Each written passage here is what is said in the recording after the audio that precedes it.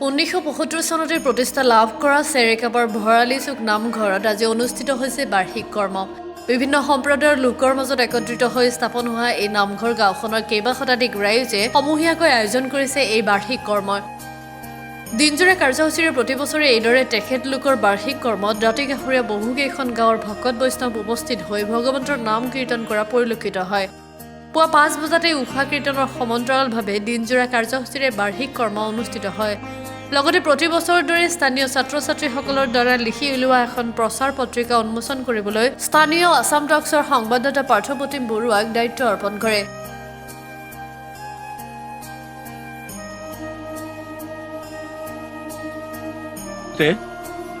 শ্ৰী শ্ৰী সাৰ্বজনীন বৰনামঘৰ ভৰালী চুকৰ বৰ সৌভাগ্যৰ বিষয় যে কোনো নামঘৰতে হয়তো এনেধৰণৰ প্ৰাণ প্ৰতিষ্ঠা দিৱস, আচলতে প্ৰাণ প্ৰতিষ্ঠা এইকাৰণেই কৈছোঁ যে নামঘৰ ভাগি প্ৰতিষ্ঠা কোনোবা কালতে হ'ল, কিন্তু আমি আসন ভাগি প্ৰতিষ্ঠা কৰা আজি 39টা বৰ্ষ অতিক্ৰম কৰিলে আৰু এই আসন ভাগিৰে আমি প্ৰতিষ্ঠা দিৱস বুলি সেই আসন ভাগি প্ৰতিষ্ঠাৰ দিনটোকে আমাৰ প্ৰতিষ্ঠা দিৱস বুলি কোৱা হয়।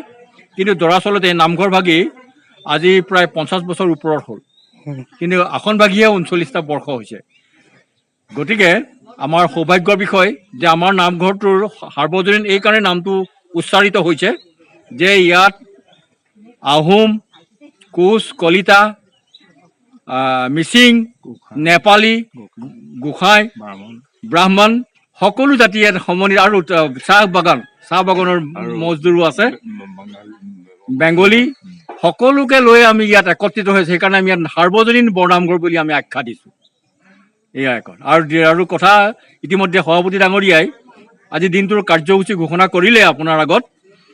আৰু এই কাৰ্যসূচীৰ লগতে আমাৰ কণ কণ ল'ৰা ছোৱালীসকলে এখনি প্ৰাচীৰ পত্ৰিকা উন্মোচন কৰি আহিছে। প্ৰত্যেক বছৰে প্ৰতিষ্ঠা দিৱসৰ দিনা প্ৰকাশ কৰে। এইবাৰ অষ্টম হ'ব, এইবাৰ অষ্টম প্ৰকাশ হ'ব। এই অষ্টম প্ৰকাশৰ কাৰণে আমি সদৌতিকে আমি অনুৰোধ জনাইছোঁ, অলপ সময় পিছতে আমি এই কাৰ্যসূচী আৰম্ভ কৰিম আৰু তাৰপিছতে আমাৰ নাম প্ৰসংগ হ'ব। নাম প্ৰসংগৰ পিছতে সমজুৱাভাৱে এতিয়া আমি আহাৰৰ ব্যৱস্থা কৰিছোঁ। সকলোকে আমি মিলাই এই কৰ্মভাগী সমাপন কৰিম।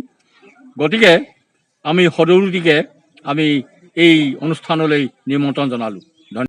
আমাৰ শ্ৰী শ্ৰী সাৰ্বজনীন বৰনামঘৰ ভৰালী চুক, আমি পুৱা ভাগতে 5টা বজাত আমাৰ উষা কীৰ্তন ভাগি হৈ গ'ল। প্ৰথম কাৰ্যসূচী আছিলে। দ্বিতীয়তে আমাৰ এই ধৰ্মধ্বজ ভাগি উত্তোলন কৰা হ'ল, 2 নম্বৰ কাৰ্যসূচী। এতিয়া তৃতীয় কাৰ্যসূচী আমাৰ প্ৰাচীৰ পত্ৰিকা ভাগি উন্মোচন কৰা হ'ব আৰু তাৰ পাছতেই আমাৰ নাম প্ৰসংগ হ'ব।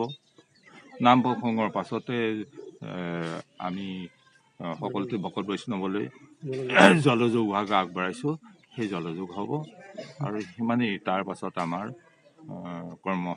কৰ্মভাগী আমি সম্পূৰ্ণ কৰিম। কিমান বছৰ পাতি আছে আপোনালোকে? আমি 39টা বছৰ আমি এইভাগে প্ৰতিষ্ঠা দিৱস পাতি আহিছোঁ।